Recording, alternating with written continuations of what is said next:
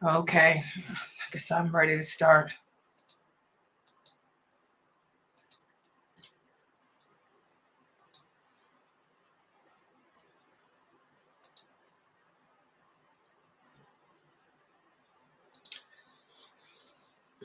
Inna alhamdulillah, wa salat wa salam ala wa rasulullah.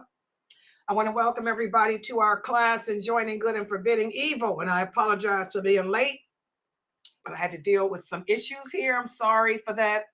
But alhamdulillah, this is the class whereas we are discussing how important it is to enjoin the good and forbid the evil. How everyone, most Muslims, if you were to ask the average Muslim, is enjoining good and forbidding evil a responsibility upon all of us, they would all give you the correct answer, yes. But if you were to ask those same Muslims, how do we go about enjoining good and forbidding evil? This is where you will find the problem. Because in order to enjoin what's good and forbid what's evil, there's certain etiquettes that has to be followed. Number one, you have to weigh the pros and cons. You have to ask yourself, will I cause more harm or will I cause more good by approaching this person or by doing this thing? And also, you have to have knowledge. That's the most important thing. You have to have knowledge of what it is that you are enjoining. And sadly, most Muslims do not know the lawful and the unlawful. And because we don't know what's lawful and we don't know what's unlawful, we end up causing more harm than good. As we talked about in our previous class today, suicide. Suicide is on the rise amongst our Muslim youth. Why? Because there are certain brothers out there releasing fatwas telling you that there's two types of suicide when there's no such thing. Allah didn't say that there's two types of suicides. He said all suicide is haram. All suicide will be punished with an eternity of hell. So because we don't know what's lawful and we don't know what's unlawful, we end up causing more harm than good as a nation. And remember, the Prophet Muhammad sallallahu alaihi wasallam said, let your enjoining of what's good be good, and do not allow your forbiddance of evil be evil. Because when we transgress that, when we transgress that philosophy, he said there will be nothing but chaos. And that's what's happening today.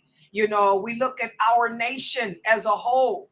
Our nation is in chaos because they don't know what to enjoin and what to forbid. Okay? So we also talked about when it comes to enjoining good and forbidding evil, there are certain steps we follow. Who can remember what are the 3 steps? Can anyone remember what the 3 steps are that we follow when it comes to enjoining what is good and forbidding what is evil? Can anyone tell us what are the 3 steps?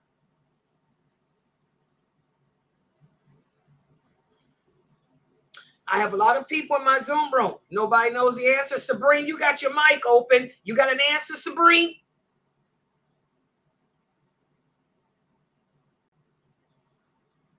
If you're able to change it with your hands, then you change it with your hands. And if you can't do that, you move on to the next step and change it with your tongue. And if you can't do that, you move on to the next step and change it with your heart by making dua. Exactly. That's the methodology that we use.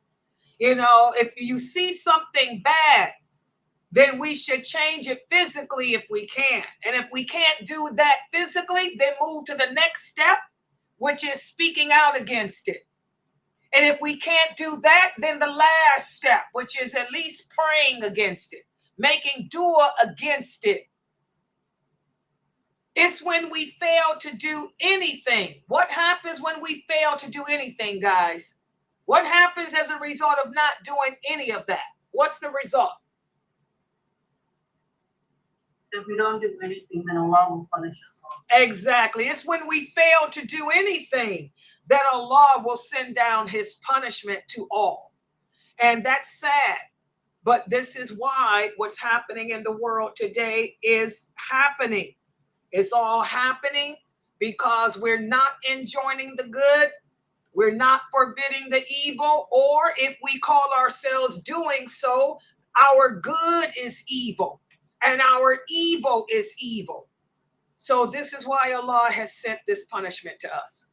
What we're facing today, the thunderbolts, the earthquakes, the landslides, the war, all of these are the punishments that Allah has promised. Allah has promised to send as a result. So you don't want to be a person that does nothing. You know, you can at least make dua. But you don't want to be a person that causes chaos either. And in order to tackle this topic, we have to understand as Muslims that Allah tells us that it's our nature.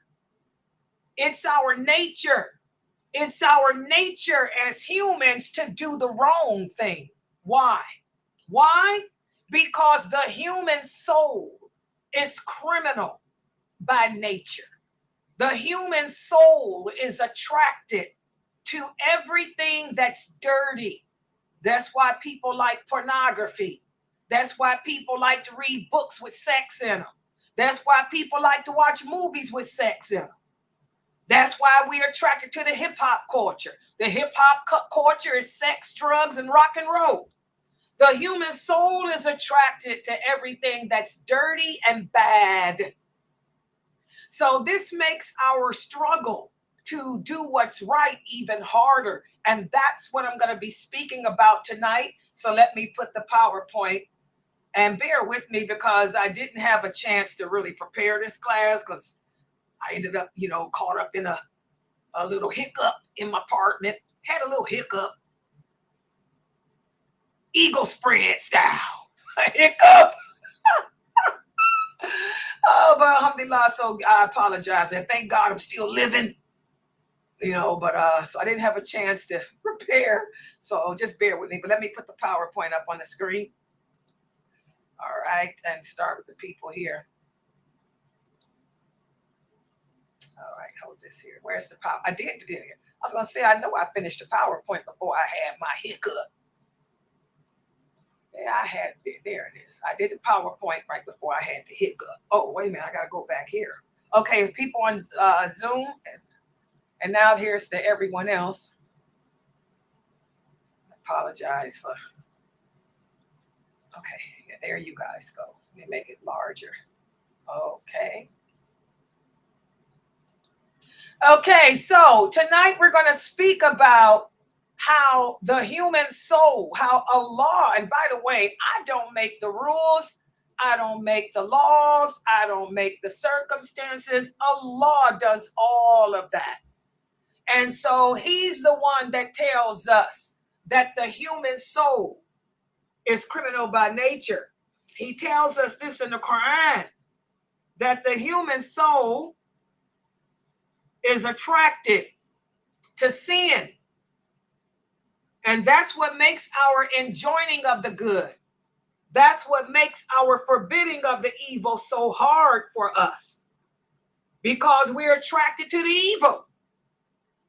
That's just the human way. So, let's take a look at this. Remember Tawheed, which is the oneness, belief in the oneness of Allah. Oh, by believing in the oneness of Allah, this brings about promises of reward for us. The simple fact that we believe La ilaha illallah, it will bring about reward, but it also brings threats of punishment too. It also brings threats of punishment. In fact, that was the first thing that Allah sent down. The Quran was revealed in stages. The first part of the Quran was filled with promises of rewards and threats of punishment. Where's my Dalil? Right there in Bukhari. Yusuf ibn Mahak. And by the way, He was not a relative of Aisha, radiallahu anha. So this is more proof that a woman can teach a man, because Aisha, radiallahu anha, was one of the first scholars of Islam. The men would come and ask her questions. They would stand outside her door through a curtain, or they would stand outside her window. The same way the brothers here stand outside my computer and ask me questions. Well, Yusuf ibn Mahak, he tells us that he was at Aisha, the mother of the believer's house, when an Iraqi man came to her. And this Iraqi man asked her, which shroud is the best to wrap a person in? A shroud is what we use when a person dies. Aisha, may Allah be pleased with her, said, what's wrong with you? What happened? She was curious as to why he would ask her that. She said, what happened? He said, oh mother of the believer, show me your Quran. And she asked him why.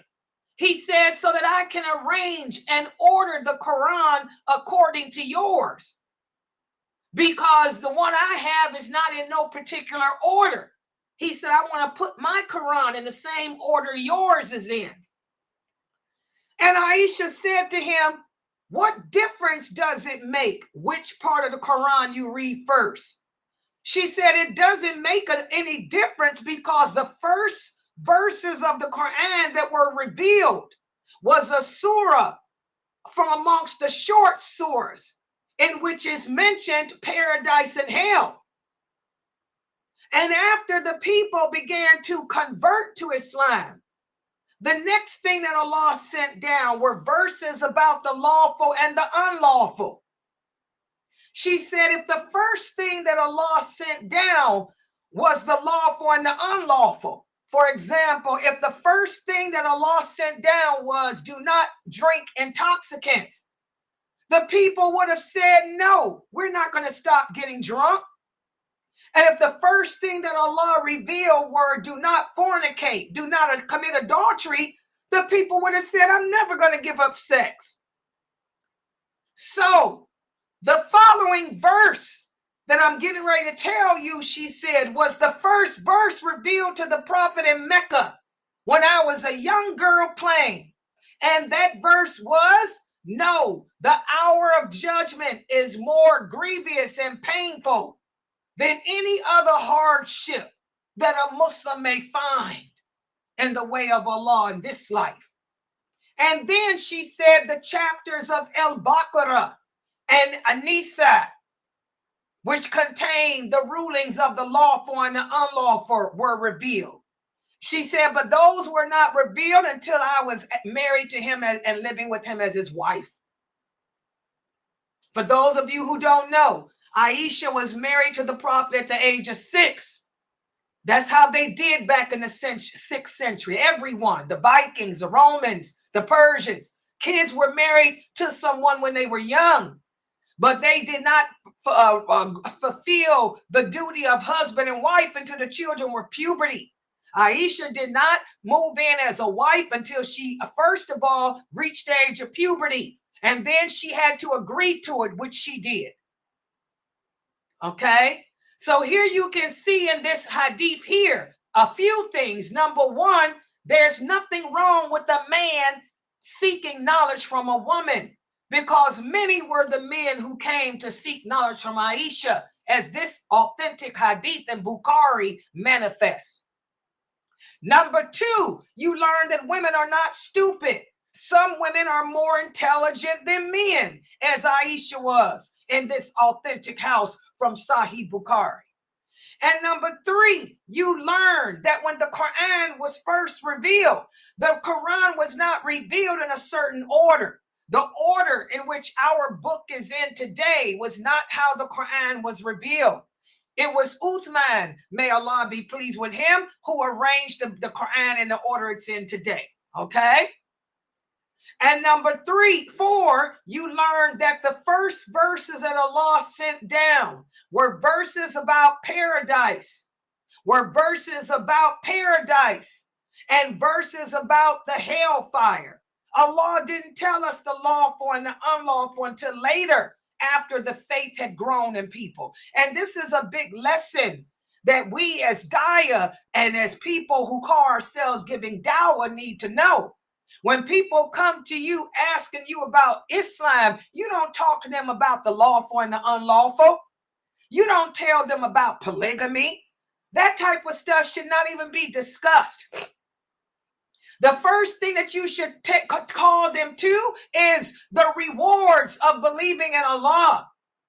Teach them about La ilaha illallah and the rewards of believing in that and the punishments of not believing in that.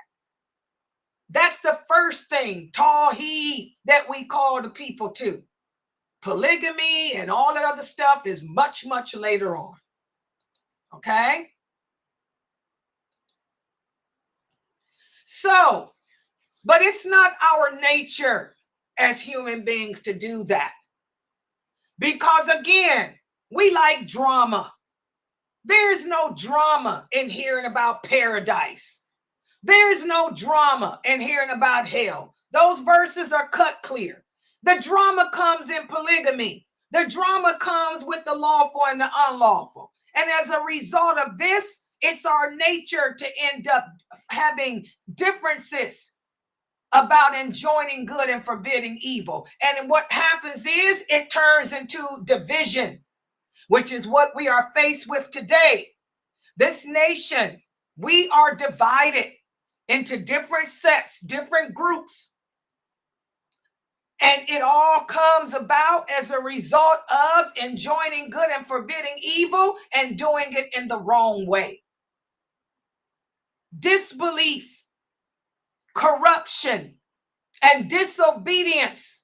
This stuff leads to evil. And a person or a group of people may fall into sin and disobedience. Then there's another group around them that keeps quiet about it and doesn't say anything. Let me give an example. You know that the neighbor next door, another Muslim family, you see that their daughter is sneaking out of her house every night. Every night at 2 a.m, she climbs out her window without a hijab on and runs across the yard and gets in a car with somebody's car that you don't know. You see this happening. But instead of you speaking out against it, you say, well, ain't none of my business. Then you hear later on that the girl's pregnant. Okay? It ain't no mystery to you because you knew she was sneaking out the house. But what did you do to try to stop it? What did you do to try to help that family? Well, there's a third group. You got the group that commits sin. You got the group that does nothing about the sins they see. And then there's another group. They try to do what's right, but they do it in a way that's forbidden by Allah. You call yourself correcting somebody when you don't even know if what they're doing is wrong, or you're not in a position to approach them because you're a fornicator yourself, or you do it in a way that's not nice, that's unkind. And this is what leads to what we have today: division amongst us, hatred amongst us, enmity amongst us. And this all happens because it's our nature as human beings to be dalun, which means to be criminal, to be attracted to sin. Allah tells us that in the Quran. And the criminality or the oppression or the foolishness that we suffer from, that too falls in different groups. The oppression and foolishness of the first group of people, the one that's committing sin, this is one type. They're just ignorant.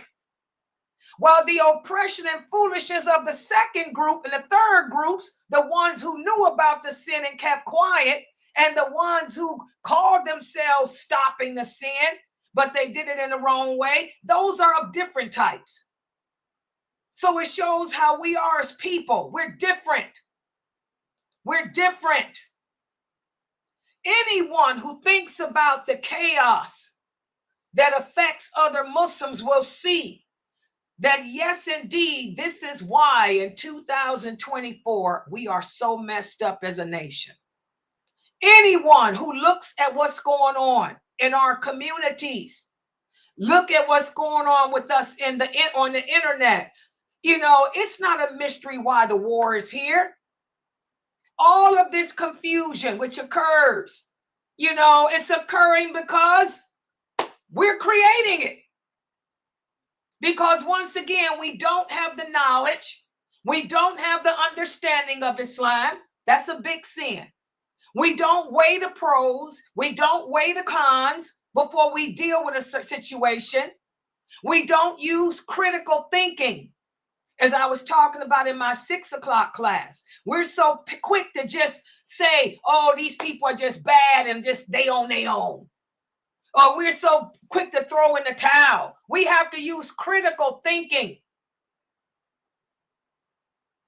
Not to mention the fact that because of our lack of knowledge and understanding of this religion, we end up innovating. We end up introducing things into this religion that are not a part of it, that go against it, like protesting. Protesting is haram. I've given you the dalil. What's the dalil again? What are you protesting? You're protesting against the qadr of Allah. Allah says everything that happens, good and bad, comes from him. He said war comes from him. He's the one that brings it. And he told us why he brings it. So what are you protesting? You're protesting the qadr of Allah. You're boycotting the qadr of Allah. Okay? So innovation. You're taking on the ways of the kafir. You're behaving like the kafir. The kafirs protest. The kafirs boycott because they don't believe in Allah. They believe that man makes his own destiny. They believe that man has the power to change, not Allah. So you're just like the kafir. You're an innovator. And all of this, you know, leads to us to go astray even more. All of this causes us to fail as a nation even more. And then we got some people of sin who oppress themselves by not just disobeying Allah, by doing the things he told them not to do, but they'll go on and try to convince others to join them in it. You're going to convince other people it's okay to get high because you like marijuana. It's okay. Okay? Because you like to fornicate. It's okay. You only live once. It's okay. Allah will forgive us eventually. All we need is an ounce of faith to come out of hell. How many of you have heard Muslims say that? So as you can see, this is the criminality of us as humans. Sins are desired by our nature. This is a normal condition of the human soul. Okay? It's also a normal condition of the human soul that the soul doesn't like to be told it's wrong too. Why is it that a lot of you don't like listening to me? Because I'm telling you what you need to hear, not what you want to hear. I'm not sugarcoating this deen for you. I use dalil. I'm reminding you what Allah said. I'm not here to appease you. So it's our nature to be attracted to what is bad and dirty. And it's also the nature of the soul to not want to be corrected about it either. Also, it's part of the human soul to be superior too. Nobody likes being told that they're going to hell. Nobody likes being told that they know less than someone else, because the human soul wishes to be superior over others. The human soul is attracted to being better than others, including better than Allah. That's what Fir'aun wanted.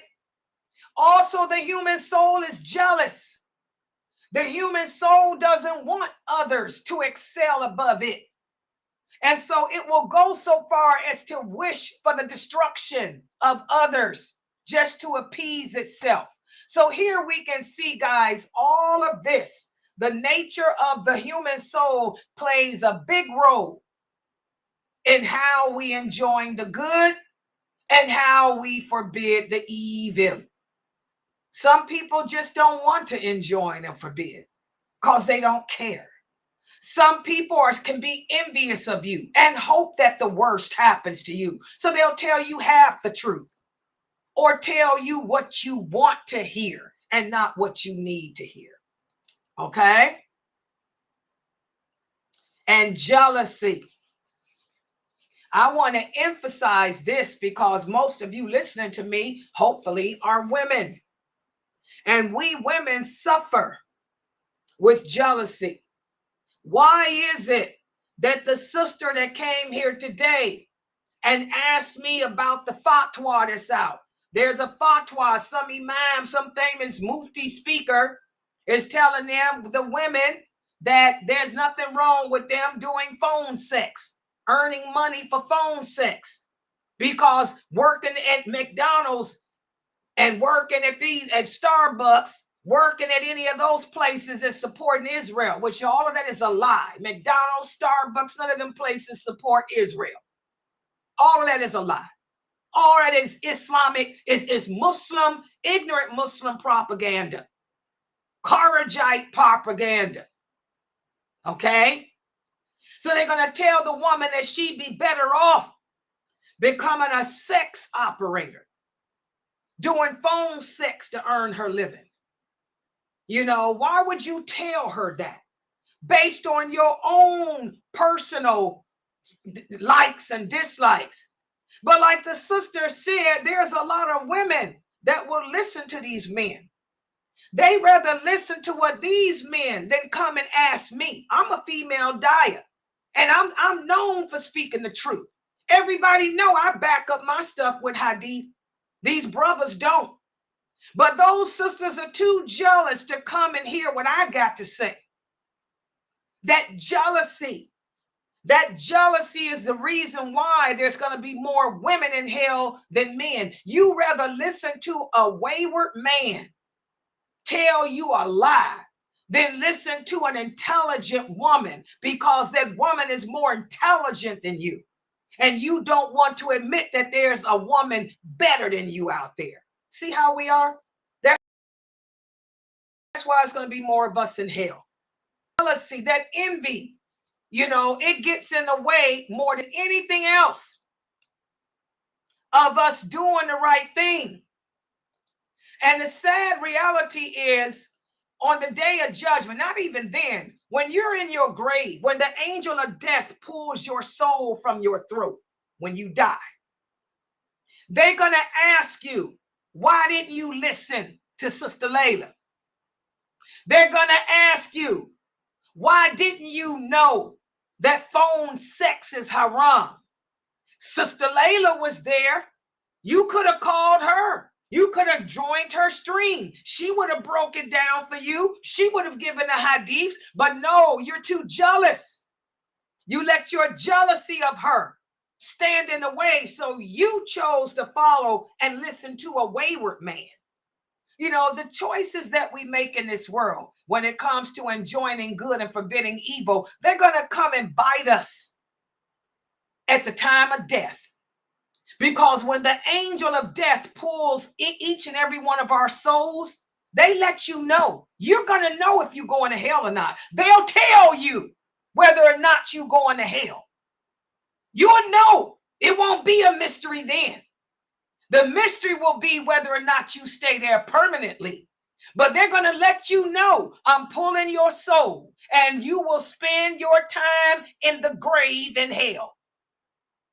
They'll tell you that, if that's where you're destined to be. So again, guys, we have to start making the right choices. You don't want to be the group that makes the wrong choice because you don't know what you are enjoining and what you're forbidding. You don't want to be in the group that does nothing at all either. And then you don't want to be in the group, you know, that causes chaos due to jealousy, due to your own hatred, your own jealousy, dislike, and love, and all that crap. Okay? All right, so I'm going to stop right here. Subhanakallahumma wa bihamdika, ashhadu an la ilaha illa anta, astaghfiruka wa atubu ilaik. Are there any questions or comments? Any questions or comments?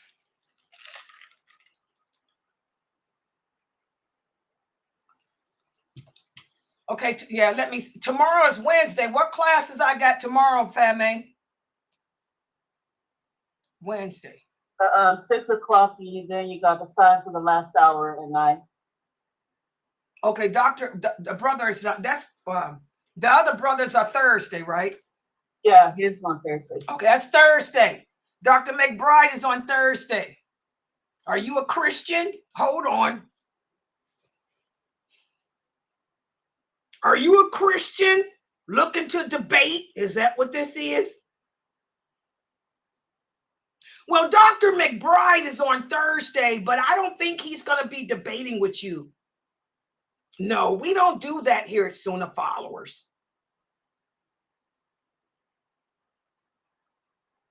Well, if you don't agree with his shorts, that's not my problem. Free world. You choose to disagree with what Dr. McBride, by the way, Dr. McBride's shorts are going viral. Y'all see that?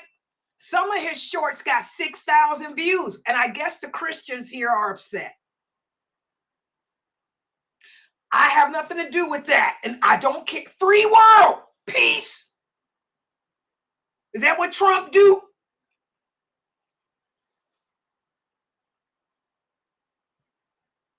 Yeah, I don't care. Sorry. I was born in the USA just like you. Just like you, I drop a bomb. Boom. So this is my country. Unfortunately, my country is really up there. You know, up there.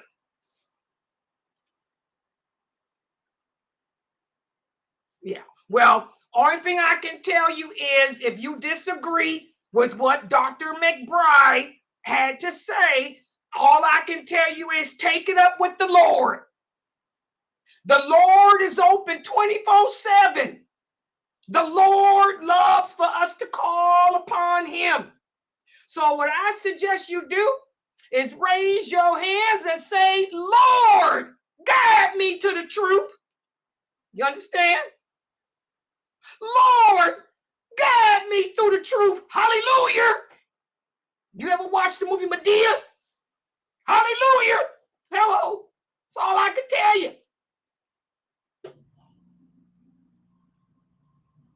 All right. Well, get ready to ban you. You know, have you ever heard of Glenn, what's his name? Glenn Campbell? Told you I was born in the USA. You know, happy trails to you. So nice for you to join and share your thoughts with me. Ask the Lord to guide you to the truth. Happy trails to you. I'm banning you. We can take that Glenn Campbell walk into the sunset. Maybe call on John Wayne too to help you. Hello, goodbye, bye. Now. Yeah. All right, next. Yeah, evidently, Dr. McBride, y'all make sure that we strap up on Thursday. Everybody strap up on Thursday because the Christians are going to be here for Dr. McBride. Layla, happy trails to you is Roy Rogers. Oh, well, one of them, Will Rogers, Glenn Campbell, one of them. Yeah, but let's make sure that, guys, we strap up. Norto, y'all going to be here on Thursday? The twins. I'm going to have a lot of moderators. We're going to strap up on Facebook, too, because the Christians said they will be here Thursday to deal with Dr. McBride.